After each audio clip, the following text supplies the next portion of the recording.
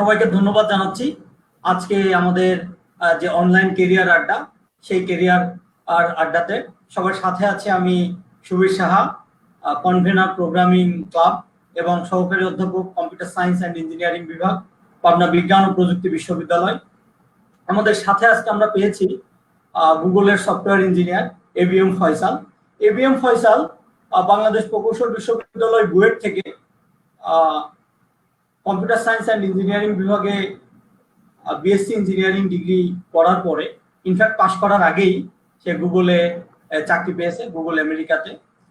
আজকে আমরা কথা বলবো গুগলের যে নিয়োগ প্রক্রিয়া, গুগলের চাকরির সুযোগ সুবিধা, কিভাবে স্কিল বাড়ানো যায়, সেই জিনিসগুলি নিয়ে আমরা আলোচনা করব, যা আসলে আমাদের বাংলাদেশে যারা শিক্ষার্থী আছে আমাদের তাদের জন্য খুব উপকার হবে। শুধু বাংলাদেশ বলবো কেন, যারা আসলে আমরা এই ধরনের প্রযুক্তি প্রতিষ্ঠানগুলিতে চাকরি করতে চাই তাদের জন্য বিশাল একটা প্রাপ্তি হবে বলে আমি আশা করি। তো এই পর্বে আমরা শুধু এই আলোচনায় সীমাবদ্ধ রাখবো না, আমরা অনেক প্রশ্ন পেয়েছি, যে প্রশ্নগুলি নিয়েও আলোচনা করব। তো শুরু করব, আমরা কথা বাড়াবো না। ফয়সাল, শুনতে পাচ্ছ আমাকে? হ্যাঁ, তোমাকে ধন্যবাদ, তুমি যে সময় করে ব্যস্ততার মধ্যে আমাদের সময় দিয়েছো, এই জন্য তোমাকে ধন্যবাদ। আসলে ফয়সাল, তুমি গুগলে চাকরি করছো। বাংলাদেশ থেকে যে খুব বেশি সংখ্যক মানুষ গুগলে আছে তা না। গুগল বাংলাদেশে যারা পড়াশোনা করে তাদের জন্য একটা স্বপ্নের মতো একটা জায়গা, যে আমি গুগলে চাকরি করব। এটা মানুষের অনেকের জন্মের পর থেকেই এখন জন্মের পর থেকে একটা স্বপ্ন থাকে যে আমি গুগলে চাকরি করব। তোমার যে গুগল যাত্রা, অর্থাৎ গুগলে চাকরি পাওয়ার যে অবস্থাটা, অর্থাৎ কিভাবে তোমার পরীক্ষা হয়েছিল, তোমার ইন্টারভিউর অভিজ্ঞতা আমরা জানতে চাই, এবং তোমার যে নিয়োগটা হয়েছিল, তুমি আমেরিকায় গিয়ে কি পরিবেশ দেখেছিলে, সেই জিনিসটা আমরা প্রথমে শুনতে চাই। আমাদের সাথে একটু শেয়ার করবে তুমি? আচ্ছা।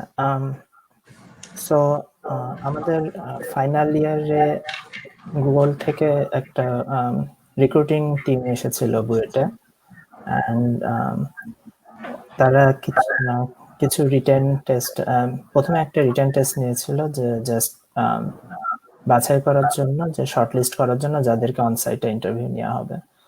অ্যান্ড ওই ইনিশিয়াল রিক্রুটমেন্টের রিটেন টেস্টের পর ওরা একটা শর্টলিস্ট তৈরি করছিল। তারপর তারা মোস্টলি ব্যাঙ্গালোরে আমাদের একটা শর্টলিস্ট তৈরি করে তাদেরকে নিয়ে গেছিল। অ্যান্ড ওইখানে মোস্টলি যেটা হয়, যে প্রত্যেকটা ইন্টারভিউয়ারের জন্য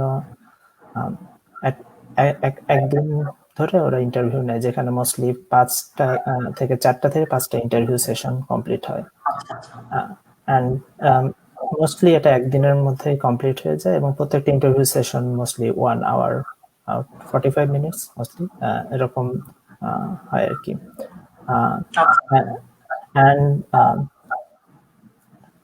এই ইন্টারভিউ শেষ হওয়ার পর ওরা নর্মালি 15 থেকে 20 দিন টাইম নেয়, কাপল অফ উইকস মেবি মোর। তার মধ্যে ওরা জানিয়ে দেয় যে আসলে ওরা রিক্রুট করবে কি করবে না। সো দিস এরকম হাই লেভেলে এরকমই কয়েকটা স্টেপ ছিল আর কি। তোমার ওই সময় অনুভূতিটা একটু জানতে চাই, যদিও আমি অনেক আগে থেকেই জানি বিষয়টা, এরপরে সবার সাথে একটু শেয়ার করে যে ওই যে সময়টা, ওদের যে মেইলের যে বিষয়টা, যে you have selected for Google, তো ওই সময়ের অনুভূতিটা তোমার কেমন ছিল? তো এখানে তো দুইটা ফেজ আছে। শুরুতে ছিল যে রিটেন টেস্টের সময়, তো তখন মোস্টলি আমরা পাশ করার কাছাকাছি, এবং আমরা ইন্টারভিউ প্রিপারেশন এমনিতে নিচ্ছিলাম। ওই সময় একই সাথে এরকম ছিল না যে হাই এক্সপেকটেশন, যে এটা হচ্ছে মানে অপরচুনিটি আছে এবং সেটার জন্য আমরা ট্রাই করছি আর কি, অনেকটা এরকম। অ্যান্ড ওই সময় দেখা গেছে যে হ্যাঁ, মানে ওই যখন শর্টলিস্টে নাম আসলো তখন জিনিসটা অনেকটা সিরিয়াস ছিল, যে হ্যাঁ এখন চেষ্টা করতে হবে। হ্যাঁ, এবং ওই সময় আমাদের হাতে টাইম ছিল 2 সপ্তাহ মতো। হ্যাঁ, অ্যান্ড ওই সময়টা তখন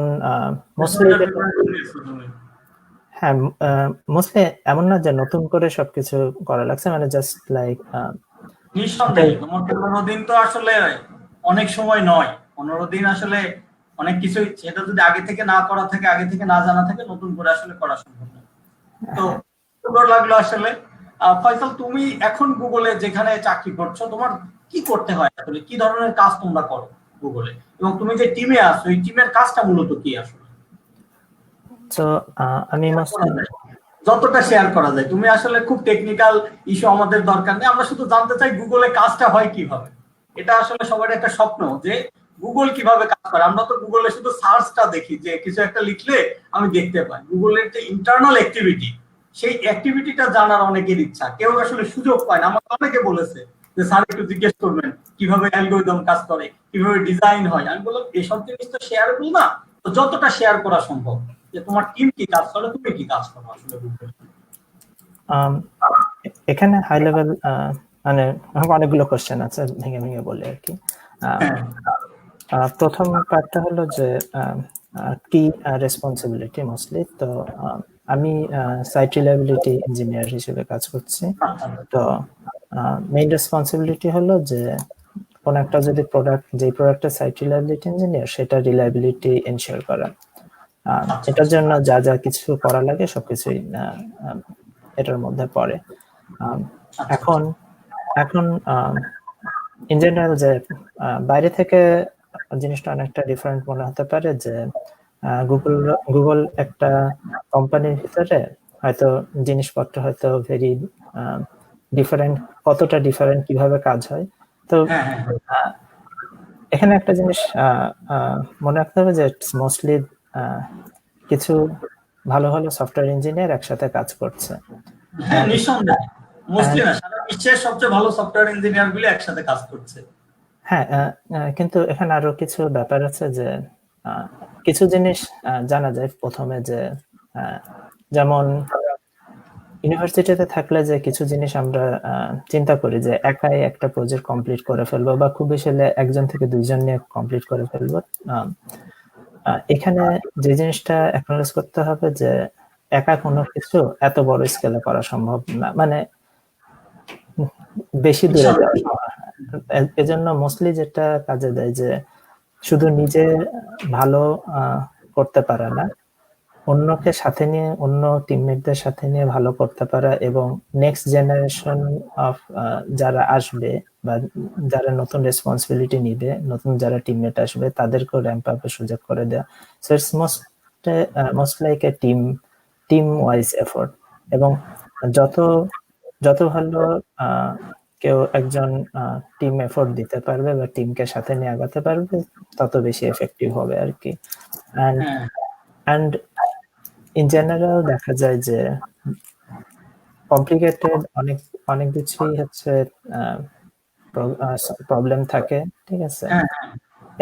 এটা অনেকটা টিম এফোর্ট, অনেকটা। হ্যাঁ, কিছু কিছু তো অনেক ভালো ভালো সফটওয়্যার ইঞ্জিনিয়ার আছেন, এবং অনেক ভালো ভালো রিসার্চারও আছেন যারা অনেক কমপ্লিকেটেড প্রবলেম সলভ করে, কিন্তু জিনিসটা শেষ পর্যন্ত নিয়ে যাওয়ার জন্য মোস্টলি টিম এফোর্টটাই কাজে। একটা টিম এফোর্ট লাগে আসলে। আচ্ছা ফয়সাল, খুব ভালো বলেছো, আসলে টিম এফোর্টটা খুব ইম্পর্টেন্ট। এবং আমাদের আসলে এই যে শিক্ষা ব্যবস্থা, এখানেও আসলে যে তোমার প্রজেক্টগুলি কিন্তু একটা টিমের করার একটা চেষ্টা করা হয়, যদিও সেটা আসলে খুব লো স্কেলে, বাট একটা কিন্তু টিম এফোর্টের চেষ্টা করা হয় এইখানে। তো যাই হোক, আমরা আসলে এই যে গুগল বলতেই আমরা কিছু জিনিসের, গুগলের যেসব প্রোডাক্টের কথা আমরা শুনি, যেরকম তোমার শুনি বলতে ব্যবহার করি আসলে প্রতিদিন সকালে বিকালে, এবং প্রত্যেক জীবনে ব্যবহার করতে আমাদের, যেরকম ধরো জিমেইল অ্যাক্টিভিটি, গুগল ড্রাইভ, তারপরে হচ্ছে তোমার কি বলে গুগলের সাইট, গুগলের ফর্ম, অর্থাৎ সবকিছুই আসলে, অর্থাৎ গুগল মিট এখন ইউজ হচ্ছে। তার মানে সবকিছু আসলে এই যে প্রাত্যহিক জীবনে এই গুগলের এই প্রোডাক্টগুলি ইউজ হচ্ছে। এই প্রোডাক্টগুলির জন্য কি আলাদা আলাদা টিম আছে? একই অফিসের মধ্যে আলাদা আলাদা টিম আছে, নাকি একটা আলাদা আলাদা, যে জিমেইলের অফিস আলাদা, গুগল ড্রাইভের অফিস আলাদা, এরকম কিনা? তোমার ইন্টারনাল কিছু শেয়ার করার দরকার নেই, শুধু এই ইস্যুটা আমাদের সাথে শেয়ার করে, যে এদের অফিস আলাদা নাকি একই অফিসের মধ্যে আলাদা আলাদা টিমে কাজ করে এরা। এটা কোম্পানি তো অনেক বড়, সো দেখা যায় যে রিজন এবং টিম বেসিসে এগুলো ডিফার করে, কিন্তু মোস্টলি এরকম কোনো সেগ্রিগেশন দেখি নাই। যে মোর গোলটা হলো যে যদি পাশাপাশি টিমে বা কাছাকাছি টিমে বিল্ডিং হলে বা কাছাকাছি ফিজিক্যাল প্রেজেন্স হলে যদি কাজ করার সুবিধা হয় তাহলে সেইটা গ্র্যান্ট করা হবে। এবং মোস্টলি আমি যেটা দেখছি মোস্টলি যে প্যাটার্ন হলো যে যারা মোস্টলি রিলেটেড জিনিসপত্রের কাজ করে তারা নর্মালি কাছাকাছি জায়গায় তাদের অফিস হয়। তবে আচ্ছা আচ্ছা এটার ডিফারেন্ট সাইডও দেখছি যে এরকম কিছু কেসও আছে যে হ্যাঁ খুবই রিলেটেড জিনিসপত্রের কাজ করে, তারা হচ্ছে ডিফারেন্ট সাইটে ডিফারেন্ট জোনেও কাজ করে। এরকম এক্সাম্পলও দেখছি। আচ্ছা আচ্ছা আচ্ছা আচ্ছা ঠিক আছে।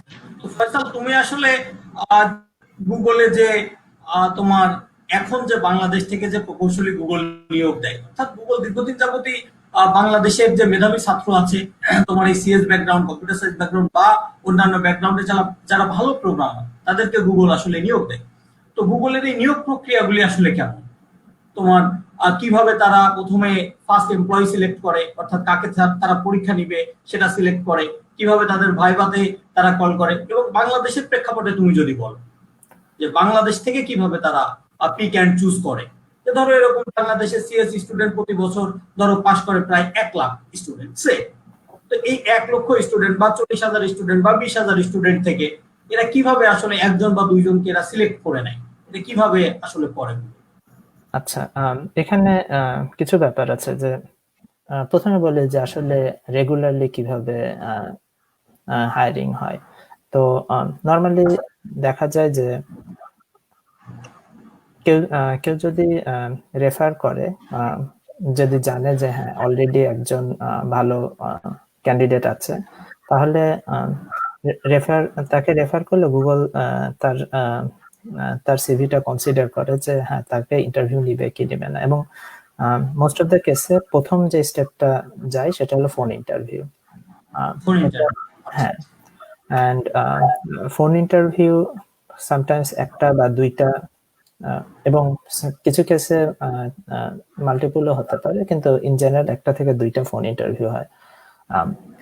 অ্যান্ড ফোন ইন্টারভিউ পাস করার পর যদি ক্যান্ডিডেট পারফরমেন্স ভালো করে তাহলে অনসাইটের জন্য ডাকে। অ্যান্ড অনসাইটে বলতে গেলে ওরা ওই সময় গুগলের অফিসে ফ্লাই করে নিয়ে আসবে। অ্যান্ড এখানে গুগলের 5 জন ইঞ্জিনিয়ার 5টা ইন্টারভিউ নেবে এবং প্রত্যেকটা ইন্টারভিউ 45 মিনিটস, এবং ওইটা একদিন ধরে ফুল ইন্টারভিউ হবে। And most of the interview mostly যে টেকনিক্যাল ইন্টারভিউ, অ্যাজুমিং যে এটা আসলে সফটওয়্যার ইঞ্জিনিয়ার রোলের জন্য আসতেছে। অন্যান্য রোলের জন্য আমি শিওর বলতে পারবো না, কিন্তু সফটওয়্যার ইঞ্জিনিয়ার রোলে মোস্টলি টেকনিক্যাল ইন্টারভিউ গুলো হয়। অ্যান্ড দ্যাটস ইট, লাইক ওই অনসাইট ইন্টারভিউ একটাই হয় নর্মালি, এবং এরপর ওরা 2 সপ্তাহ বা তারপরে কোন এক সময় ওরা জানিয়ে দেবে যে আসলে ওরা হায়ার করছে কি করছে না। তো এটা তোমার ইন্টারভিউতে নিয়ে, হ্যাঁ বলো বলো। এটা হচ্ছে রেগুলার প্রসেস। মানে যদি কোন রকম স্পেশালি ইউএস এর মধ্যে হায়ারিং গুলো এরকম হয়। বাংলাদেশে হায়ারিং এর ক্ষেত্রেও অনেকটা ডিফারেন্ট প্যাটার্ন দেখছি। একটা হলো যে যেমন আমাদের হায়ারিং এর সময় তখন যেটা করছিল যে একসাথে অতগুলো ক্যান্ডিডেটকে ফ্লাই করে ইউএসএ তে না এসে ওটা হচ্ছে ব্যাঙ্গালোরে ইন্টারভিউ নেওয়া হয়েছে। এবং ইন দ্যাট কেস ওটা হচ্ছে একসাথে ব্যাচ ইন্টারভিউ নেওয়া হয়েছে, যেখানে ইন্টারভিউ গুলো একসাথে অনেকগুলো ক্যান্ডিডেট একসাথে গেছে এবং তারপর প্রত্যেকের ইন্টারভিউ নেওয়া হয়েছিল। তো এটা একটা অপশন। আরেকটা অপশন যেটা হয়েছিল যে বাংলাদেশে অনেকগুলো ইন্টারভিউয়ার একসাথে ফ্লাই করছিল এবং তার আগে একটা এক্সামের মাধ্যমে শর্টলিস্ট করা হয়েছিল, এবং শর্টলিস্টেড যারা ছিল তাদেরকে ইন্টারভিউ নেওয়া হয়েছিল। সো এবং তার মধ্যে থেকে যারা সিলেক্টেড হয়েছিল তাদেরকে অফার করা হয়েছিল। সো এটা হচ্ছে দুইটা সিনারিও বললাম, কিন্তু মোস্ট অফ দ্য কেসে যেটা হয় যে রেফারেল হলো মোস্ট কমন ওয়ে, যে তুমি অলরেডি নন ফর ভালো প্রোগ্রামিং এবং তোমার হচ্ছে তখন নর্মালি যেটা হয় যে আহ, আহ, তোমার ইনস্টিটিউশনের পরিচিত কেউ যে অলরেডি গুগলে আছে বা এরকম কেউ কাউকে জানালে সে হচ্ছে তোমাকে রেফার করতে পারে যে হচ্ছে ওই অপরচুনিটিটা যে ইন্টারভিউ। রেফারেন্স সিস্টেম একটা গুরুত্বপূর্ণ সিস্টেম আসলে, তাই হ্যাঁ তো? মানে এটা হ্যাঁ আসলে এই তোমার স্কিল থাকতে হবে, এরপরে রেফারেন্স জিনিসটাও একটা ইম্পর্টেন্ট বিষয়। হ্যাঁ ভেরি গুড। আচ্ছা, একটা মানুষের একটা খুবই কমন একটা চিন্তা থাকে যে আসলে গুগলে যে আমি চাকরি করব, গুগলে আসলে সুযোগ সুবিধা কেমন গুগলের, এবং এ নিয়ে একটা তোমার পুরো বাংলাদেশে, আমি তো দীর্ঘদিন যাবত টিচিং প্রফেশনে আছি, তোমার একটা একটা তোমার কি বলে একটা মিথ চালু আছে যে গুগলে এই আছে সেই আছে, এই নেই সেই নেই। হ্যাঁ, তো আমি তোমার কাছে জানতে চাই যে তুমি দীর্ঘদিন যাবত আছো, তোমারটা বলা দরকার নেই, কিন্তু বর্তমানে নতুন যারা গুগলে চাকরি পায় বা নিকট ভবিষ্যতে যারা চাকরি পাবে, তাদের গুগল আসলে কি ধরনের সুযোগ সুবিধা দেয়? তোমার এক্সাক্ট বেতন বলা দরকার নেই, স্যালারি রেঞ্জটা কেমন হয় তাদের ফ্রেশ গ্রাজুয়েটদের জন্য, এবং হচ্ছে তাদের কর্মঘন্টা কেমন, অর্থাৎ সপ্তাহে কত ঘন্টা কাজ করতে হয়, তোমার কয়দিন ছুটি থাকে, বা ইয়ারলি কেমন ছুটি থাকে, বা অন্যান্য সুযোগ সুবিধা কেমন, এইটা একটু আমাদের সাথে শেয়ার করো। সো এখানে মোস্টলি ধরে নিচ্ছি যে যাকে হায়ার করা হচ্ছে বাংলাদেশ থেকে হায়ার করা হচ্ছে এবং ডিরেক্টলি এখানে আসার জন্য। সো সেখানে প্রথম যে জিনিসটা হবে যে ভিসা এবং H1B প্রসেসিং নিয়ে একটা ব্যাপার আছে। তো যেটা হয় যে গুগল থেকে একটা থার্ড পার্টি ফার্ম অ্যালোকেট করবে যে তোমার যাতে তারা তারা তোমাকে অ্যাসিস্ট করতে পারে। প্রথম কথা হচ্ছে H1B অ্যাপ্লিকেশনের জন্য, এবং এবং এটা হচ্ছে আমি ইউএস এর কনটেক্সটে বলছি। অন্যান্য কান্ট্রি অনুসারে সেখানে ডিফারেন্ট ইমিগ্রেশন থাকতে পারে। হ্যাঁ, সো ওটা হচ্ছে ইনিশিয়াল অ্যাসিস্ট। তারপর যেটা করে ওরা ওরা তোমাকে মোস্টলি বেস স্যালারি আর ইনিশিয়াল স্টক গ্র্যান্ট দিবে, এবং এটা অনেক ক্ষেত্রে ইন্টারভিউ যেটা ক্যান্ডিডেট তার উপর বেস করে ডিপেন্ড করে, মানে মোর যে রেঞ্জ কেমন হতে পারে ধরো, এটা এক্সাক্ট বলতে হবে না। এখানে আমি জাস্ট লাস্টের দেখলাম যেখানে তোমার হচ্ছে নিউ হায়ার 120 কে তোমার হচ্ছে বেস স্যালারি নরমালি ওরা অফার করে, এন্ড $120K হ্যাঁ পার ইয়ার। হ্যাঁ পার ইয়ার। এটা হচ্ছে আউটডেটেডও হতে পারে, আমি জাস্ট লাস্টের লুক আপ করলাম। অসুবিধা নেই, অসুবিধা নেই, এটা এরকম একটা পরিমাণ হলেই হবে। হ্যাঁ, সো $1 লাখ মতো প্রতি বছর। হ্যাঁ, তো এটা হচ্ছে তবে এখানে আরো একটা জিনিস খেয়াল রাখতে হবে। আমি যেটা বলতেছি এটা হচ্ছে ইউএসএ আর ক্যালিফোর্নিয়ার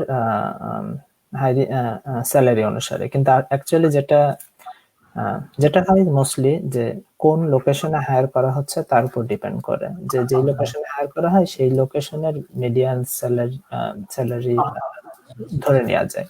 কিন্তু সো সো এটা একটা ব্যাপার। আরো সুবিধা হলো যে ওরা রিলোকেশন অপশন দিবে, যে বাংলাদেশ থেকে এখানে মুভ করার জন্য যা যা কিছু লাগে সবকিছু অ্যাসিস্ট করবে। সেটার জন্য শিপিং থেকে শুরু করে এখানে এসে ইনিশিয়াল এসে থাকার ব্যবস্থা থেকে শুরু করে ওই সকল ব্যবস্থাগুলো করা থাকে। সো লজিস্টিক ঝামেলাগুলো কম। তারপর এখানে আসার পর নতুন কান্ট্রি অবশ্যই ঝামেলা কিছু থাকে, কিন্তু সুবিধা হলো যে প্রত্যেকটা জায়গায় মোটামুটি আগে থেকে কিছু বাংলাদেশি প্রেজেন্স আছে, সুতরাং ওনারাও ভালো হেল্প করবেন, এবং গুগল থেকেও কিছু সাপোর্ট থাকে যে তার নতুন বাসা খুঁজতে হেল্প করে, বা ইন্টারনাল কিছু গ্রুপ থাকে যারা অনেক হেল্পফুল হয় যে যে কোনো বিষয় অ্যাকচুয়ালি, এবং ইন সাম কেসেস কলিগদেরও হেল্প নেওয়া যেতে পারে। সো কিছুটা ফর্মাল অপশন আছে, কিছুটা ইনফর্মাল অপশন আছে। এমনি তোমার সপ্তাহে ছুটি কতদিন যদি পার উইক চিন্তা করি? উইকলি গুগলে এটা অবশ্য কান্ট্রি বেসিসে ডিপেন্ড করে। বলো তুমি কতদিন হলিডে পাও?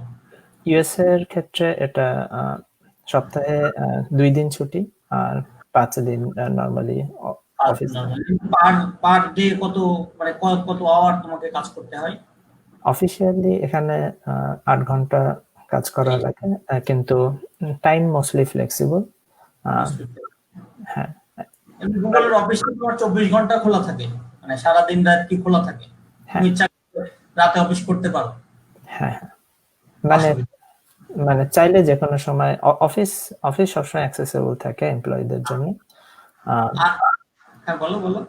কিন্তু এটা ডিপেন্ড করে যে প্রজেক্টের উপরে, অ্যাক্টিভিটির উপরে আসলে। হ্যাঁ, পার্সোনাল প্রেফারেন্স আছে। আমরা শুনি যে তোমার গুগলের মধ্যে নাকি তোমার জুস, ফলের জুস, তারপরে হচ্ছে তোমার চিপস, তারপরে হচ্ছে তোমার এমনি ফুড, এগুলি নাকি ফ্রি অফ কস্ট।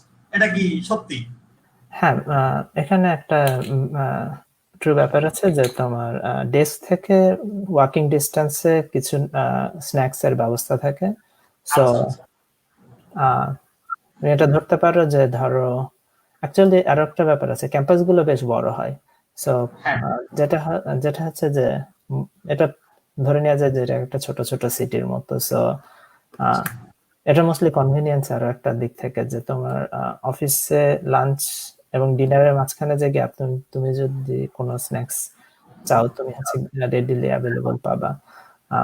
এমনকি উইকেন্ডেও খোলা থাকে সেগুলো, নর্মালি ড্রাই স্ন্যাক্স থাকে, সুতরাং এগুলো খাওয়া যেতে পারে। হ্যাঁ। আচ্ছা, ঠিক আছে, ধন্যবাদ ফয়সাল। ফয়সাল, আমরা এই যে তুমি বাংলাদেশে কম্পিউটার সায়েন্স এন্ড ইঞ্জিনিয়ারিং পড়েছো, তো বাংলাদেশে আসলে যত বিশ্ববিদ্যালয় আছে মোস্টলি সব বিশ্ববিদ্যালয় আসলে বিএসসি ইঞ্জিনিয়ারিং ইন সিএসসি অর্থাৎ কম্পিউটার সায়েন্স এন্ড ইঞ্জিনিয়ারিং যে বিএসসি ডিগ্রি, এর সিলেবাস নেয়ারলি সেম। এই একটা দুইটা কোর্সের এদিক ওদিক আছে, কোর কোর্সগুলি মোটামুটি সেম। তো তোমার কি মনে হয় যে বাংলাদেশে যে সিলেবাসটা আছে, এই সিলেবাসের কোথাও কি তোমার একটু আপডেট করা প্রয়োজন বা নতুন কোনো বিষয় যোগ করা প্রয়োজন গুগলের মতো প্রতিষ্ঠানে তোমার স্কিল বাড়ানোর জন্য বা যাওয়ার জন্য? কি মনে হয়?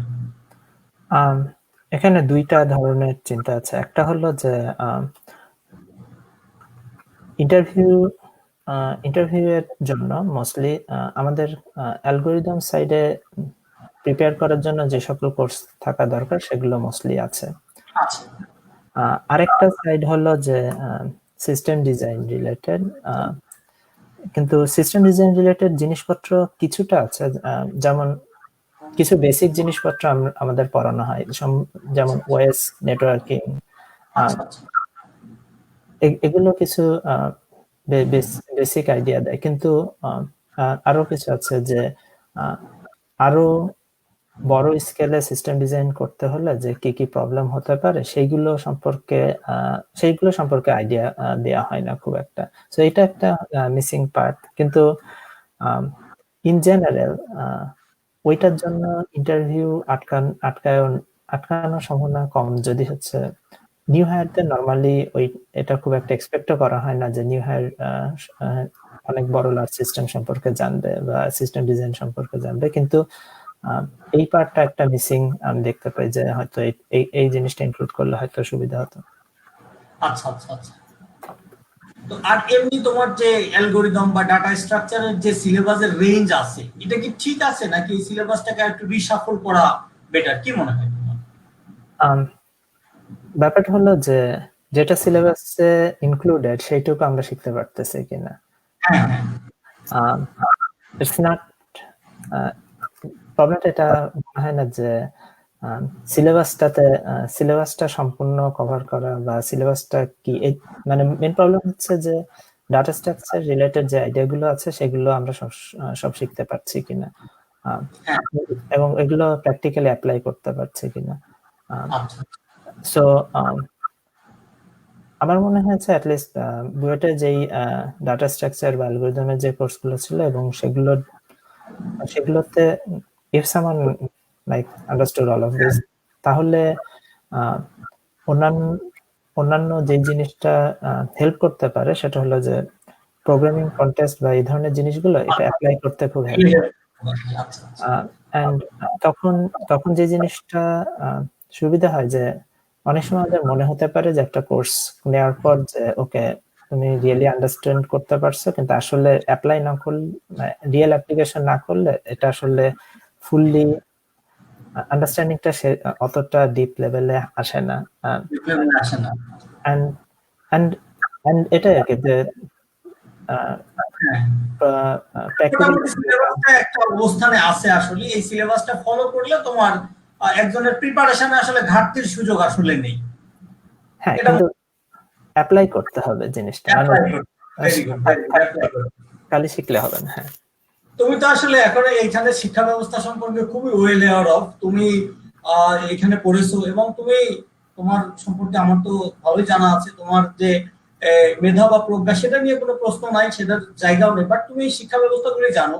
এখানে অনেক ছাত্রই আছে যারা প্রোগ্রামিং খুব আসলে পছন্দ করে না, কিন্তু তারা আসলে দেয়ার তোমার ওয়ান্ট টু গো, মানে ভালো জায়গায় যেতে চায় তারা, যে তারা যে ভালো চাকরি পাবে, বাট প্রোগ্রামিং ছাড়া, উইদাউট প্রোগ্রামিং নলেজ। তো গুগলের মতো প্রতিষ্ঠানে আসলে প্রোগ্রামিং ছাড়া, প্রোগ্রামিং না করে, প্রোগ্রামিং কম পেরে অন্যান্য জিনিস পেরে, যেরকম নেটওয়ার্কিং এর একটা ইস্যু আছে আমরা জানি, বা তোমার সিস্টেম ডিজাইন আছে যেখানে কোড প্রোগ্রামিং কম লাগে, যেরকম প্রজেক্ট ডিজাইন করা বা তোমার কি বলে সিস্টেম ডিজাইন করা, সেখানে অনেক ক্ষেত্রে দেখা যায় যে প্রোগ্রামিং এর কোর নলেজ কম লাগে, তোমার থিঙ্কিং পাওয়ারটা বেশি লাগে।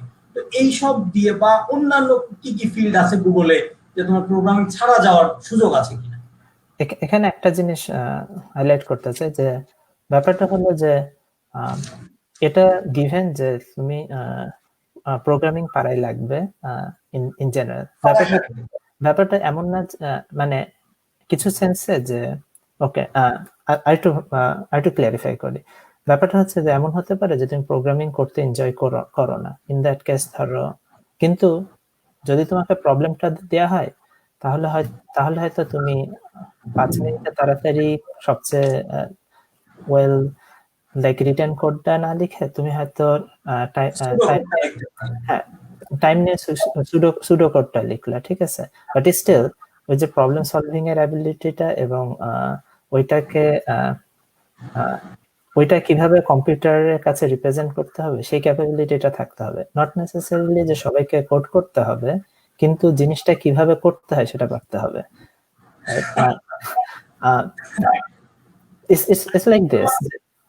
সফটওয়্যার ইঞ্জিনিয়ার বাদে অন্য কোন পজিশনে কি গুগল তোমার নিয়োগ দেয়? যে সফটওয়্যার ইঞ্জিনিয়ার ছাড়া তোমার যে এমনি নরমালি যে সফটওয়্যার প্রতিষ্ঠানগুলিতে দেখা যায় যে সফটওয়্যার টেস্টিং এর একটা নিয়োগ আছে, তারপরে তোমার সিকিউরিটির একটা নিয়োগ আছে, সফটওয়্যার সিকিউরিটি এনশিওরমেন্ট, তারপরে হচ্ছে ডিজাইনিং এনশিওরমেন্ট, হ্যাঁ, তারপরে হচ্ছে তোমার প্রসেস ডেভেলপমেন্ট। এই জিনিসগুলির কি আলাদা তোমার ক্রাইটেরিয়া নিয়োগের, নাকি এই ক্ষেত্রেও একই ধরনের প্রোগ্রামিং স্কিল লাগে, তারপরে তারা ওইদিকে স্কিলড হয়? তো যেগুলো মোস্টলি বললা যে যারা সিস্টেম ডিজাইন করে মোস্টলি প্রোগ্রামার, ঠিক আছে, মানে তারা সবাই প্রোগ্রামিং পারে, নট নেসেসারিলি প্রোগ্রামিং ব্যাকগ্রাউন্ড থেকে আসছে, কিন্তু আরো আরো আরো যেটা বললা যে ধরো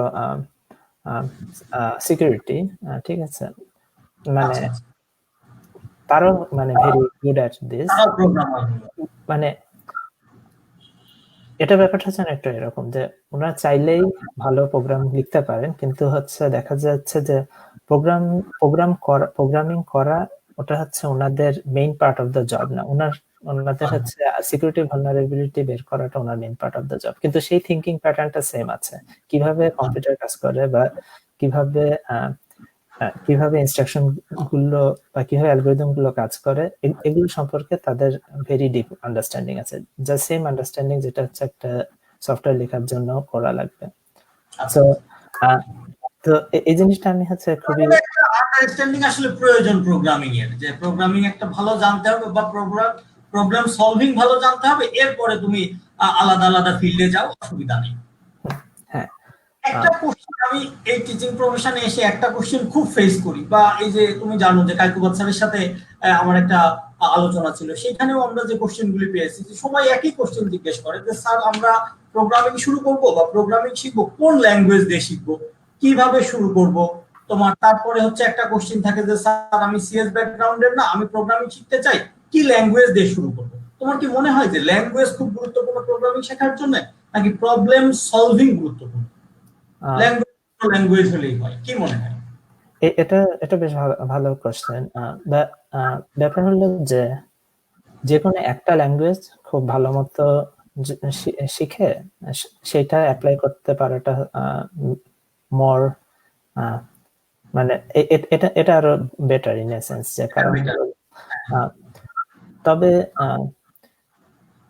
ব্যাপারটা হলো যে ল্যাঙ্গুয়েজটা হচ্ছে কোনটাতে তুমি মোস্ট কমফোর্টেবল, যে কোনটাতে প্রোগ্রামিং করতে মোস্ট কমফোর্টেবল। ইনিশিয়ালি আমাদের যেহেতু জিরো প্রোগ্রামিং নলেজ থাকে, শুরুতে স্টার্ট করা কঠিন হয়। সো শুরুতে অনেকগুলো অপশন দিয়ে দেওয়া হয়, যেমন সি দেওয়া হয়, জাভা অপশন দেওয়া হয়, পাইথন অপশনে থাকে, এন্ড এখন আরো নতুন কিছু ল্যাঙ্গুয়েজ আসছে, and any of those are actually fine. প্রত্যেকটাই টিউরিং কমপ্লিট, এবং যেটা একটা দিয়ে করা যাবে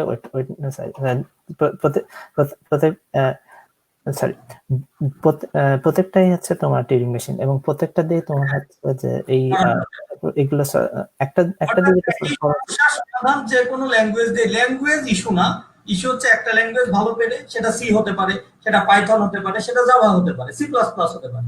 শেখার পরে তুমি ওই জিনিস দিয়ে ওটার অ্যাপ্লাই শেখো, ওইখানে যে তোমার ডাটা স্ট্রাকচার ইউজ করা যায়, ওইখানে যে অ্যালগোরিদম ইউজ করা যায়, সেই জিনিস দিয়ে প্রবলেম সলভ করতে পারছো কিনা সেটা আসলে গুরুত্বপূর্ণ। তাই হ্যাঁ, এটাই। এই কোশ্চেনটা আশা করি সবার কাছে একটু ক্লিয়ার হবে। অনেকেই আমাকে জিজ্ঞেস করে এই জিনিস, আমি বলি যে আসলে সলভিংটা ইম্পর্টেন্ট। ল্যাঙ্গুয়েজ আসলে একটা পারলে বাকি ল্যাঙ্গুয়েজ গুলো শিখতে খুব সময় লাগে নাকি? যে একটা ল্যাঙ্গুয়েজ তুমি খুব ভালো পারো, এরপরে বাকি ল্যাঙ্গুয়েজ গুলি শিখতে শুধুমাত্র সিনট্যাক্স পারলেই কিন্তু বাকি ল্যাঙ্গুয়েজ গুলি শেখা হয়ে যায়। বা নতুন একটা ল্যাঙ্গুয়েজ ধরো তৈরি হচ্ছে, সেই ল্যাঙ্গুয়েজটাও কিন্তু দ্রুততার সাথে শেখা হয়ে যায়। আচ্ছা ফয়সাল, এই যে ছাত্র জীবনে তোমার প্রোগ্রামিং কন্টেস্ট, তারপরে হচ্ছে প্রজেক্ট শো, আইডিয়া শো, এই জিনিসগুলি কি গুগলের মতো প্রতিষ্ঠান চাকরির জন্য কি গুরুত্বপূর্ণ ভূমিকা পালন করে? প্রোগ্রামিং কন্টেস্ট তো করেই, তোমার কথাতে এতক্ষণ কথাতে এটা ক্লিয়ার যে প্রোগ্রামিং কন্টেস্ট ইজ ইম্পর্টেন্ট এবং ম্যান্ডেটরি অনেক ক্ষেত্রে। কিন্তু এই যে আইডিয়া কন্টেস্ট বা প্রজেক্ট শো, এই জিনিসগুলি কি আসলে তোমার এই গুগলের মতো প্রতিষ্ঠানে চাকরির জন্য খুব কাজে লাগে কিনা?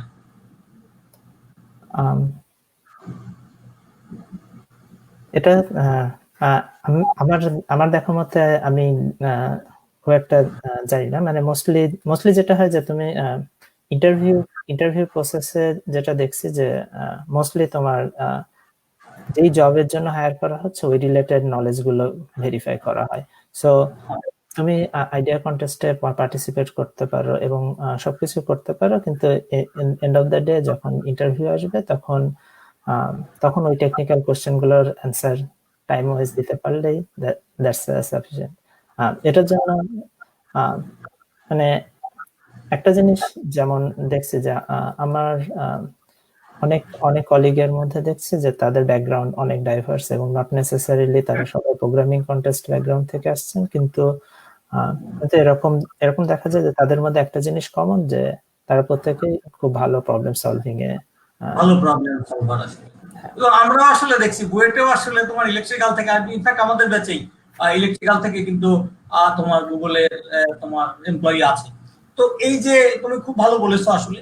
আচ্ছা, এই যে আমরা যে থিসিস করি, ধরো আন্ডার গ্রেডে করি বা পোস্ট গ্রেডে করি, এই থিসিস গুলি বা পরীক্ষার যে রেজাল্ট সিজিপিএ, এই জিনিসগুলি কি এই ধরনের চাকরিতে খুব ইফেক্ট ফেলে?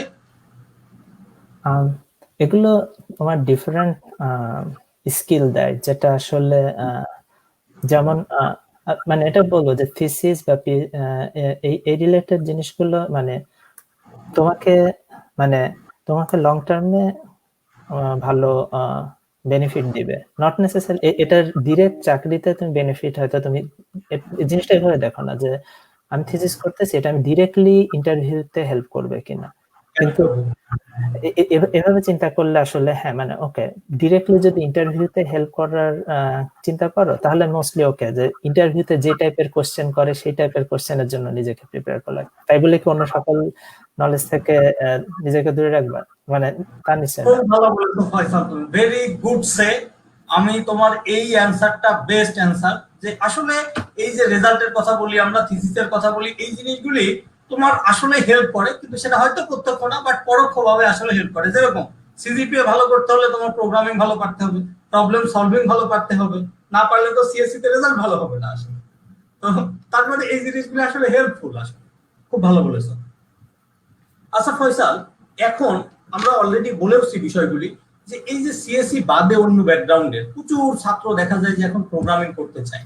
যেরকম ধরো ইলেকট্রিক্যালে প্রোগ্রামিং আছে ডিরেক্ট, এরপরে সিভিল বলো, তারপরে হচ্ছে তুমি ইটিই বলো, তারপরে হচ্ছে তুমি ইনফরমেশন এন্ড কমিউনিকেশন ইঞ্জিনিয়ারিং বলো, অর্থাৎ ম্যাক্সিমাম ইঞ্জিনিয়ারিং এ দেখা যায় বা এমনি রেগুলার যেসব সাবজেক্ট আছে যেরকম ম্যাথমেটিক্স, স্ট্যাটিস্টিক্স, এইসব সাবজেক্টে প্রোগ্রামিং কিন্তু সাবজেক্টই আছে।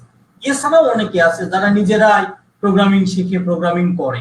তো করার পরে তাদের আসলে গুগলে স্কোপ কেমন, যে ধরো একজন ভালো প্রোগ্রামার হইলো বা ভালো প্রবলেম সলভার হইলো, তার জন্য গুগলে আসলে স্কোপ কেমন? হ্যাঁ, এখানে মোস্ট অফ দ্য কেসে যদিও যারা মানে ইন্টারভিউ দেয় তারা দেখা যায় যে সিএস ব্যাকগ্রাউন্ড থেকে আসছে, কিন্তু তারপরেও তোমার যদি ভালো প্রবলেম সলভার হয় এবং অ্যাকচুয়ালি প্রোগ্রামিং শিখছে এবং প্রবলেম সলভিং করতেছে, তাহলে ইন দ্যাট কেস গুগল এটার জন্য ওই এটা প্রবলেম হয় না আর কি ইন্টারভিউ এর জন্য।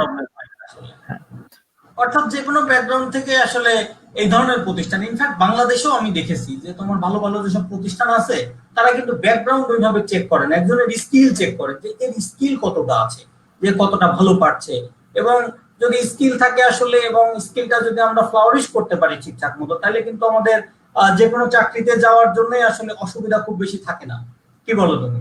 হ্যাঁ, এটাই ব্যাপার হলো যে এই রিলেটেড জিনিসগুলোতে স্কিলটা খুব নেসেসারি, যে স্কিলটা খুব নেসেসারি আসলে। হ্যাঁ, খুব ভালো বলেছো।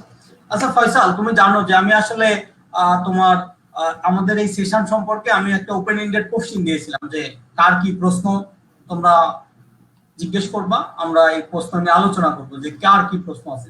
তো আমি প্রচুর প্রশ্ন পেয়েছি, যে বিভিন্ন ধরনের প্রশ্ন, তা অনেকগুলো আমরা অলরেডি আলোচনা করে ফেলেছি। কিছু প্রশ্ন আমি আলোচনা করব, আমরা কথা বলবো, কথার মাধ্যমে এই প্রশ্নগুলির সলিউশন চলে আসবে, এবং প্রশ্নগুলি খুব মজার। এবং একজন বলেছে খুব ভালো একটা কথা, যে স্যার যে আলোচনা করছে উনি গুগলের ইঞ্জিনিয়ার, কিন্তু এতক্ষণ কথা বললো কোনো ইংরেজি শব্দ বলে নাই, আমরা সব বুঝতে পেরেছি। তা আসলেই খুব তোমার এই কথাটা খুব ভালো লাগছে আমার, যে পারভেজ আহমেদ এই কথা বলছে যে 10টার মধ্যে 7টা ইংরেজি বলতো এখনের মানুষ যদি হইতো, বা যারা এই ধরনের চাকরিতে আছে তারা নিজের পজিশন বোঝানোর জন্য খুব ভালো অ্যাকসেন্টে ইংরেজি হয়তো বলতো। বাট ফয়সাল স্যার আমাদের বোঝার জন্য ভালো মতো বলেছে। তো ধন্যবাদ ফয়সাল তোমাকে। তো এই যে কোশ্চিন আমরা দিয়েছিলাম, অনেক প্রশ্ন পেয়েছি। অনেক প্রশ্ন বলতে আমি যদি শর্ট লিস্ট বলি, বাংলাদেশের প্রায় সব প্রতিষ্ঠান থেকেই প্রশ্ন পেয়েছি আমি। তো কিছু প্রশ্ন নিয়ে আলোচনা করবো। তোমার 2-3 জন আমাকে জিজ্ঞেস করেছে যে বাংলাদেশে যদি কেউ সফটওয়্যার ইন্ডাস্ট্রিতে কাজ করে বা চাকরি করে সফটওয়্যার ইন্ডাস্ট্রিতে, ধরো 2 বছর 3 বছর বা 5 বছর, এরপরে কি গুগলের মতো প্রতিষ্ঠানে যাওয়ার সুযোগ আছে কিনা তার? এটা হ্যাঁ আছে। প্রসেসটা প্রায় সেমই, তাই তো? হ্যাঁ, প্রসেসটা সেম। প্রসেসটাও প্রায় সেমই তাদের জন্য একইভাবে, এবং এর সুযোগটা আছে আসলে। গুগল এরকম দেখে না যে তার একেবারে তার বয়স 22 হতে হবে, 23 হতে হবে, এরকম বার নেই আসলে। হ্যাঁ, ওরকম বার নেই, কিন্তু এখানে একটা জিনিস মাথায় রাখতে হবে যে ধরো কেউ ফার্স্ট কেবল পাস করলো, ঠিক আছে, তখন ইন্টারভিউটা হয় যে নিউ হায়ারদের জন্য, রাইট? এখন কেউ যদি 5 বছর পরে ইন্টারভিউ দেয়, তখন এক্সপেকটেশন হয় যে ওকে ওনাকে সিনিয়র পজিশনের জন্য অফার করবে। সুতরাং সেখানের জন্য ইন্টারভিউটা একটু ডিফারেন্ট হয়। যেমন সিস্টেম ডিজাইনটা তখন এক্সপেক্টেড যে তখন যাকে ইন্টারভিউ নেওয়া হচ্ছে সে সিস্টেম ডিজাইন পারবে বা লার্জ স্কেল সিস্টেম ডিজাইন করার এক্সপেরিয়েন্স আছে। এই জিনিসগুলো ইম্পর্টেন্ট আসলে, যে তোমার এক্সপেরিয়েন্স থাকলে এক্সপেরিয়েন্স কোশ্চেন জিজ্ঞেস করা হবে। হ্যাঁ, গুগল আশা করে যে, বা এই ধরনের প্রতিষ্ঠান আশা করে তুমি যদি স্কিল থাকে তাহলে এই জিনিসগুলো তুমি পারবে। Very good. এরপরে একটা খুব প্রশ্ন আমরা পেয়েছি, অন্তত 3-4 জন বলেছে, 2-3 জনের নাম আমি বলবো, তাহলে তুমি বুঝতে পারবে যে কি পরিমাণ ডাইভার্সিফাইড জায়গা থেকে আমরা পেয়েছি। একজন হচ্ছে মাহমুদ হাসান, পাবনা বিজ্ঞান ও প্রযুক্তি বিশ্ববিদ্যালয়। একজন মেহেদি হাসান, ব্রাক ইউনিভার্সিটি। একজন হচ্ছে শরীফ হাসান, রাজশাহী ইউনিভার্সিটি। এবং মেহেদি, কুমিল্লা ইউনিভার্সিটি। এই প্রশ্ন জিজ্ঞেস করেছেন স্যার কিভাবে ভালো প্রোগ্রামার হওয়া যায়। এর অ্যান্সার একটাই, যে আসলে শর্টকাট নেই, স্কিলের জন্য কোনো শর্টকাট নেই, যে একটা বই পড়লেই ভালো প্রোগ্রামার হয়ে যাওয়া যাবে, যে 10 দিনে শিখুন প্রোগ্রামিং বা 1 মাসে শিখুন প্রোগ্রামিং, এভাবে ভালো প্রোগ্রামার হওয়া যাবে। প্রোগ্রামার হওয়ার জন্য তোমার শিখতে হবে, স্কিল ডেভেলপ করতে হবে এবং করতে হবে। কি বলো ফয়সাল? হ্যাঁ, এখানে একটাই ওয়ার্ড আসলে, প্র্যাকটিস আর কি। প্র্যাকটিস। এবং এটা তুমি যত প্র্যাকটিস করতে পারবে, এবং এর কোনো শর্টকাট নেই আসলে, যে মোটিভেশন দিয়ে যেরকম আমরা কথা বলতেছি যে তুমি মোটিভেট হয়ে আজকে বসলা প্রোগ্রামার হয়ে গেলা, এরকম আসলে না। এটার কোনো শর্টকাট নেই। কাইকো বাচ্চারও বলেছে সেদিন, বুঝছো পয়সা, যে তুমি স্কিল তোমার অটোমেটিক হেঁটে হেঁটে বাড়ি চলে আসবে না। এটার জন্য তোমার একেবারে হার্ডকোর পরিশ্রম করতে হবে। এবং ভালো প্রোগ্রামার মানে এই যে একটা নীল এবং লাল রং করতে পারলাম কম্পিউটারে একটা এক লাইন স্ক্রিপ্ট লিখে, এটা আসলে না। ভালো প্রোগ্রামার মানে গুড ডেটাবেস পারা, গুড ডেটা স্ট্রাকচার পারা, গুড অ্যালগোরিদম পারা, হ্যাঁ, এবং এটা প্রবলেম সলভিং পারা। হ্যাঁ, এটার জন্য টাইম দেয়া লাগে আসলে, মানে সময় দিতে হবে। এবং অনেক প্রশ্ন আমি পেয়েছি তোমার এসএসসি এবং এইচএসসি ছাত্রদের কাছ থেকে, যে 2-3 জনের নাম আমি বলি: আবির অন্তর, Milestone College, Pranta Khan, Bogura cantonment school and college. আরো অনেকে আছে, এই 2 জনের নাম আমি বললাম। তো এরা বলেছে যে স্যার এসএসসি বা এইচএসসি থেকে কিভাবে চেষ্টা করা যায়। এর উত্তর হচ্ছে, এত তোমার চিন্তা করার দরকার নেই, তুমি রেগুলার প্রসেসে আগাও। এরপরে কম্পিউটার সায়েন্সে এরপরে তুমি স্কিল ডেভেলপ করো, তারপরে তুমি চিন্তা করো, এবং যখন যে জিনিস করা দরকার তখন তুমি সেই জিনিস করো। অর্থাৎ ইন্টারমিডিয়েটে এখন যা ভালো করা দরকার তুমি সেটা ভালো করো। তোমার তবে এখানে কিছু দরকার নেই। হ্যাঁ, বলো এখানে ফয়সাল, তোমার এখানে মত। কিছু জিনিস অবশ্য খেয়াল রাখতে হবে, যে অধিকাংশ অধিকাংশ প্রবলেম সলভিং বা প্রোগ্রামিং এগুলোর সাথে সাথে কিছু কিছু স্কুল বা ইন্টারমিডিয়েট বা ওই সময়কার কিছু নলেজ গুলো কিন্তু অনেক হেল্পফুল হয়। ব্যাপার হলো যে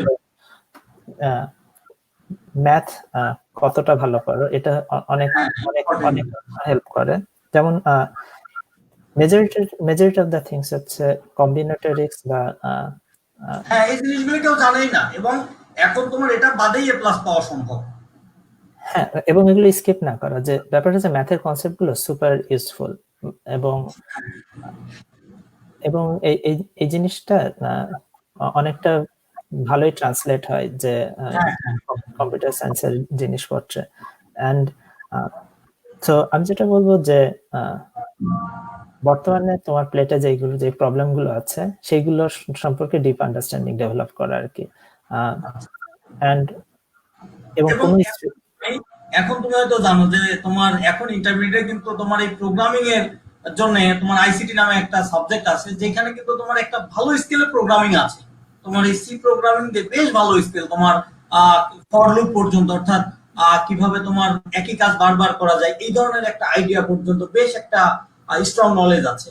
তো আমাদের একটা আইডিয়া থাকবে 2 জনের থেকেই, আমার এবং ফয়সাল থেকেই, যে আমরা আমাদের যে জায়গাটা অর্থাৎ ইন্টারমিডিয়েট বলি, এসএসসি বলি, এইখানে যে নলেজ আছে সেই নলেজ গুলি থেকে আমরা বের হব না। অর্থাৎ যে মেকানিক্স আছে, অর্থাৎ মেকানিক্স, যোগাশ্রয়ী প্রোগ্রামিং, তারপরে হচ্ছে তোমার কম্বিনেশন, তারপরে হচ্ছে আমাদের বিন্যাস, এই জিনিসগুলি আমরা স্কিপ করব না। জিওমেট্রি আছে, এই জিনিসগুলি বাদ দেওয়া যাবে না, এবং খুব ভালো নলেজ এবং প্রয়োজনে ম্যাথ অলিম্পিয়াডের যে প্রশ্নগুলি আছে সেগুলি আমরা দেখতে পারি। এটাও একটা হেল্পফুল একটা জিনিস হবে বলে আমাদের কাছে মনে হয়। তো আরেকটা প্রশ্ন, যে তোমার ইমন পাবনা বিজ্ঞান ও প্রযুক্তি বিশ্ববিদ্যালয়, আবির তোমার কুমিল্লা বিশ্ববিদ্যালয়, মেহেদি হাসান তোমার ওয়ার্ল্ড ইউনিভার্সিটি থেকে প্রশ্ন করেছে যে যারা কম্পিউটার সায়েন্স এন্ড ইঞ্জিনিয়ারিং এ পড়ছে স্যার, এরা তো সবাই ভালো করবে না, তো যারা ভালো করবে না তারা কি করবে? সবাই তো গুগলে যাবে না। হ্যাঁ, সবাই গুগলে যাবে না, কিন্তু বাংলাদেশে প্রচুর অপরচুনিটি আছে, বা বিদেশেও প্রচুর অপরচুনিটি আছে। ইনফ্যাক্ট আমাদেরই প্রচুর ফ্রেন্ড গুগল বাদে অন্যান্য প্রতিষ্ঠানে আছে আসলে। কি বলো ফয়সাল? হ্যাঁ, এখন এখানে কিছু কিছু কিছু ব্যাপার হলো যে ধরো একটা জিনিসে ভালো করা যাচ্ছে না, তো অন্য অন্য কোন জিনিসে বেটার করা পসিবল বা কোন জিনিসের স্ট্রেংথ আছে সেটার উপর ডিপেন্ড করে আর কি। যে এখন হয়তো গুগল তোমাকে অপরচুনিটি দিচ্ছে একটা ডাইমেনশনে, কিন্তু অন্যান্য জিনিসগুলোতে যদি ভালো করা পসিবল হয়, ধরো তোমার মনে হচ্ছে যে না, তোমার সফটওয়্যার ইঞ্জিনিয়ারিং টাইপের কাজকর্ম ভালো লাগছে না, কিন্তু তোমার রিয়েল ওয়ার্ল্ড প্রবলেম সলভ করতে ভালো লাগে এবং মানুষজনকে অর্গানাইজ করে সেই প্রবলেম ড্রাইভ করতে ভালো লাগে। ইন দ্যাট কেস মানে তুমি হয়তো এন্টারপ্রেনারশিপ নিতে পারো, রাইট? আর তোমার মনে হয় যে তোমার ইম্পসিবল প্রবলেম সলভ করতে ভালো লাগে, কিন্তু এবং ধরো তোমার মানে যেগুলো হচ্ছে প্রবলেম হচ্ছে পুশিং দ্য বাউন্ডারি টাইপের, এই টাইপের প্রবলেম গুলো সলভ করতে ভালো লাগে, নট নেসেসারিলি এটা নিয়ে একটা প্রোডাক্ট বানাতে হবে, এটা কোনো চিন্তা নেই। তখন তখন তুমি হচ্ছে ওই ধরনের প্রবলেম পার্সু করতে পারো। ধরো তুমি হচ্ছে ওই ধরনের প্রবলেমে তোমার ইন্টারেস্টেড কোনো প্রফেসর থাকলে তার আন্ডারে থিসিসও করতে পারো বা পিএইচডিও করতে পারো। সো এই ধরনের একটা আছে যে উচ্চশিক্ষা ছাড়া কি গুগলে চাকরি পাওয়া যায় কিনা, এটা নিয়ে অলরেডি আমরা আলোচনা করেছি, এবং ফয়সালি এর উদাহরণ যে উচ্চশিক্ষা ছাড়াই আসলে গুগলে যাওয়া সম্ভব, এবং উচ্চশিক্ষা করেও আসলে আমেরিকার মতো বিশ্ববিদ্যালয়গুলিতে পড়ার পরেও আসলে গুগলে চাকরি পাওয়া সম্ভব। কি মনে হয়, কি বলো ফয়সাল? এটা অনেক ডাইভার্সিফাইড, হ্যাঁ, মানে এটা অনেক ডাইভার্সিফাইড, হ্যাঁ ঠিক বলেছো। আর আরেকটা বিষয় হচ্ছে যে অনেকের প্রশ্ন যে আসলে বাংলাদেশে এখন একটা কালচার আছে যে তোমার এই যে কোনো মোটিভেশন স্পিকারের কথা শুনে মোটিভেটেড হয়ে যাওয়া, তারপরে হচ্ছে তোমার হয়তো একটা বই যে কি বলে প্রোগ্রামিং এর কিছু জিরো থেকে হিরো, প্রোগ্রামিং এর অমুক থেকে তমুক, হ্যাঁ। তো সবার কাছে সবার জন্যই একটা তোমার অ্যাডভাইস থাকবে যে এই জিনিসগুলিতে খুব মোটিভেটেড না হয়ে আসলে আমাদের লার্ন করতে হবে স্কিল। স্কিল আসলে বাংলা কয়েকটা লেখা পড়ে কিছু সাহিত্য পড়ে স্কিল চলে আসবে না। স্কিল আসার জন্য পরিশ্রম করতে হবে, প্র্যাকটিস করতে হবে। তেমন একটা প্রশ্ন যে সলভিং এ কিভাবে মোটিভেটেড থাকবো, আসলে সলভিং এর অল অ্যাবাউট প্র্যাকটিস। তুমি যত প্র্যাকটিস করবা তত ভালো শিখতে পারবা, এছাড়া এখানে আরেকটা ব্যাপার যেটা হলো যে কোন একটা জিনিস যখন করতেছো এটা এটা করতে এনজয় করতে পারার টাইমটা একটু পরে আসে। প্রথমটা হচ্ছে পেইনফুল টাইম, প্রথম কিছুদিন বড়ই বেশ ইনিশিয়ালি খারাপ লাগবে, এরপর কিছুটা স্টেপ যাওয়ার পর মানে something will start make sense, ঠিক আছে? এবং কথা হলো যে ওই ফ্লোটা এবং ওই এনজয়মেন্টটা এটা আসতে একটু টাইম লাগে, কিন্তু ওইটা হচ্ছে ইনিশিয়াল পেইনটা পার হয়ে যাওয়ার পর। কিন্তু হ্যাঁ, এটা ইজি না, ইজি হলে তো সবাই পড়তো, তাই না? ভালো বলেছো ফয়সাল, কিন্তু যদি ইজি হইতো। আমি আরেকটা কথাও বলবো যে আসলে একটা জিনিস প্রথমে স্বীকার করে নিতে হবে যে this is complicated, this is tough, এরপরে চেষ্টা করতে হবে। এটা আসলে যদি ইজি হইতো সবাই পারতো, যেহেতু সবাই পারছে না, সবাই করতে পারছে না, তার কারণে তার মানে এখানে এমন কিছু আছে যেটার জন্য আলাদা পরিশ্রম প্রয়োজন। এই জন্য এটার জন্য পরিশ্রম আসলে দিতে হবে, এবং দেয়ার ইজ নো শর্টকাট যে আমি 2 দিন পড়লাম, 5 দিন পড়লাম, 10 দিন পড়লাম, 15 দিন পড়লাম, আমি ভালো প্রোগ্রামার হয়ে গেলাম জিরো থেকে hero. This is not possible. আমার এর জন্য দিতে হবে এবং দীর্ঘ সময় দিতে হবে। এবং ফয়সাল বলেছে অলরেডি যে সিএসসি তে এই সুযোগটা পরে পাওয়া যায়, বেশ প্রথম দিকটা বেশ পেইনফুল। হ্যাঁ, এটা এখানে একটা জিনিস বলবো যে অনেক ক্ষেত্রে দেখা যায় যে গিভ আপটার কারণটা হচ্ছে অনেকে মনে করে যে ওকে আমাকে দিয়ে হবে না, এজন্য ট্রাই করতেছে না। It's a wrong way of thinking. যে মোস্ট অফ দ্য কেসে দেখা যায় যে মানে ওই এফোর্টটা এখনো পর্যন্ত দেয়া হয় নাই আর কি। হ্যাঁ, অনেকের কাছে হয়তো জিনিসটা ইজিলি আসবে কারণ দে অলরেডি পুট এফোর্ট। মানে এখানে এটা দেখা যায় যে তুমি হয়তো আগে অনেক এফোর্ট দিয়েছো ডিফারেন্ট জিনিসে, ওই ধরনের থিংকিং এ, সো ওই মানে তুমি অলরেডি কাজে লাগছে। ঠিক থিসিসের রেজাল্টের মতো যে পরোক্ষভাবে তোমার আগের যে পরিশ্রমটা, সেই পরিশ্রম এখানে আসলে কাজে লাগছে, যার কারণে তোমার দেখে মনে হচ্ছে যে আরে ও তো 5 মিনিটে প্রবলেম পেরে যায়, আমার কেন 3 ঘন্টা লাগে, আমি মনে হয় পারি না। আসলে ব্যাপারটা সেরকম না, তার পরিশ্রম করতে হয়েছে। হ্যাঁ, আগে কোথাও না কোথাও পরিশ্রম করছে। পরীক্ষাও কিন্তু একই রকম প্রায়, যে তুমি পরিশ্রম করছো দেখে একটা জায়গায় গেছো, এরপরে তুমি কতটা পরিশ্রম করছো সেটা আসলে ম্যাটার করছে। আরো প্রচুর প্রশ্ন আসলে ছিল, যার অনেকগুলি আমরা আলোচনা করেছি, অনেকগুলি এর আলোচনার প্রোডাক্ট হিসেবে অনেকে জিজ্ঞেস করেছে যে প্রোগ্রামিং ছাড়া যাওয়া যাবে কিনা। উত্তর হচ্ছে হ্যাঁ, যাওয়া যাবে, তবে স্কিল ধরনের একটা সুযোগ আমাদের লাগবে, যে সুযোগ দিয়ে আমরা আসলে যেতে পারবো। তো ফয়সাল, আমরা আলোচনা প্রায় শেষ করে ফেলছি। তোমার কাছ থেকে একটা জিনিস আমরা শুনবো, এবং এটাই আমাদের শেষ প্রশ্ন এবং শেষ আলোচনার বিষয়। সেটা হচ্ছে একজন ছাত্র বিশ্ববিদ্যালয়ে ভর্তি হলো 1-1-এ, ধরো কম্পিউটার সায়েন্স ভর্তি হলো বা অন্য কোনো ডিপার্টমেন্টে ভর্তি হলো, অন্য কোনো ডিপার্টমেন্টের বিষয়ে আমরা আলোচনা করেছি অলরেডি। তো একজন ছাত্র কম্পিউটার সায়েন্সে ভর্তি হওয়ার পরে 1-1 এ ভর্তি হওয়ার পরে সে আসলে কিভাবে এই ধরনের বড় বড় প্রতিষ্ঠানের জন্য নিজেকে প্রিপেয়ার? সো ধরে নিচ্ছে যে কম্পিউটার সায়েন্সে পড়তেছে এবং মোস্টলি যে সফটওয়্যার ইঞ্জিনিয়ারিং এর জন্য প্রিপেয়ার্ড হবে। তো in that case programming related এবং অ্যালগোরিদম রিলেটেড যেই কোর্সগুলো আছে, অ্যালগোরিদম ডাটা স্ট্রাকচার রিলেটেড, ওইগুলোর ক্ষেত্রে মানে অত্যন্ত প্রফিশিয়েন্ট হতে হবে শুরু থেকে। হ্যাঁ, এন্ড ব্যাপারটা হলো যে শুধুমাত্রই কোর্স ওয়ার্ক কমপ্লিট করাটা সাফিসিয়েন্ট না, কারণ A+ পাওয়ার জন্য বা কোর্স ওয়ার্কের জন্য ওটা জাস্ট খুবই লিমিটেড আন্ডারস্ট্যান্ডিং থাকলেও সম্ভব। তোমার একটা কোর্স তো ডিজাইন করা হয় ক্লাসের 50 জনের জন্য, 40 জনের জন্য। হ্যাঁ, এই জন্য আসলে তোমার এই কোর্স পড়েই যে স্কিল হয়ে যাবে তা সেটা আসলে ভাবা ঠিকও না। এটা ভাবা ঠিক না যে এই কোর্স পড়ে আমার স্কিল হয়ে যাবে। হ্যাঁ, সো ওই রিলেটেড বিষয়গুলোতে ডিপ ফোকাস দেয়া, এবং এরপর দেখা যাবে কি যে এটার অনেকটা রিপ্লেইং এফেক্ট আছে, যে প্রথম 1 বছর বা 2 বছর যখন এই জিনিসগুলোতে খুব ভালো বেজ আর আন্ডারস্ট্যান্ডিং হয়ে যায়, তারপরের বছরগুলোতে যে কোর্সগুলো আসে সেগুলো অনেক ইজি হয়ে যায় এবং ওইগুলোর আন্ডারস্ট্যান্ডিংও খুব ইজিলি আসে, মানে ওগুলো তখন ওগুলো ইনটিউটিভ মনে হবে অনেকটা। এটা হচ্ছে অনেকটা বেজ লাইন করে দেয় যে ভবিষ্যতে যদি কতটা ভালো করতে পারবো, হ্যাঁ, তখন কোন ডিরেকশনে যেতে হবে সেটার অপশন ওপেন হয়ে যায়, যে কারো যদি অনেক অপশন ওপেন হয়ে যায়। হ্যাঁ, এটাই। সো এটা ভালো কোশ্চেন যে হ্যাঁ, মানে আসলে যত আর্লি এফোর্ট দেয়া হবে তত বেশি কম্পাউন্ডিং এফেক্টটাও তত বেশি হবে। বিল্ডিং প্রসেস আসলে, যে শুরুতে যত ভালো বেস হবে এটা বিল্ডিং তত ভালো তুমি দিতে পারবা এবং তত স্মুথলি দিতে পারবা আসলে। হ্যাঁ, অর্থাৎ যে সিলেবাসটা আছে সেই সিলেবাস অনুযায়ী স্কিলড হতে হবে আসলে, শুধু সিলেবাস কমপ্লিট না, শুধু গ্রেড কমপ্লিট না, এর জন্য আসলে গুড আন্ডারস্ট্যান্ডিং এবং এটা রেজাল্টেও হেল্প করবে।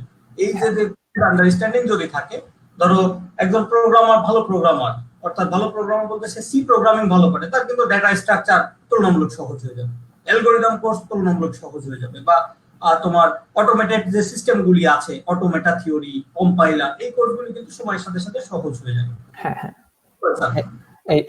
এটা সত্য।